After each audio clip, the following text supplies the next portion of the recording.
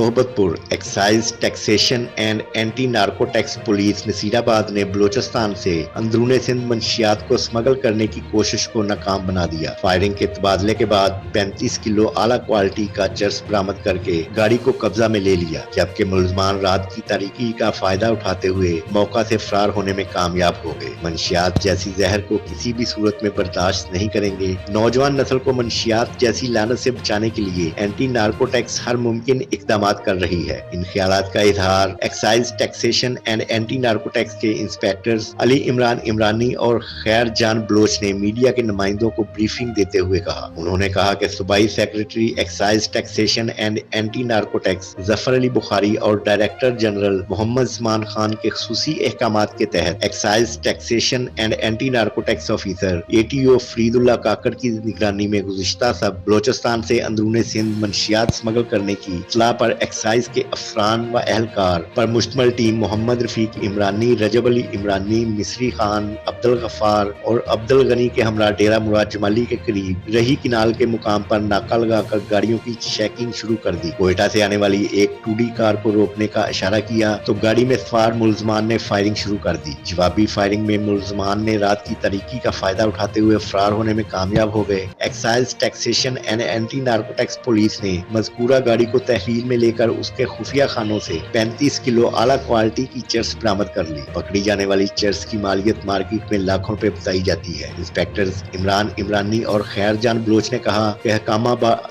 بالا کے احکامات پر منشیات کے خاتمے کے لیے اینٹی نارکوٹیکس نصیرآباد بھرپور کارروائیاں کر رہی ہے۔ منشیات نوجوان نسل کے لیے کسی زہر سے کم نہیں، اس کے خلاف تمام تر اقدامات اٹھائے جا رہے ہیں۔ عوام کو بھی چاہیے کہ وہ منشیات کے خاتمے کے لیے ہمارا ساتھ دے۔ کسی بھی صورت میں منشیات فروشوں کو ہرگز معاف نہیں کریں گے۔ منشیات کے خلاف ہماری کارروائیاں اسی طرح جاری رہیں گی۔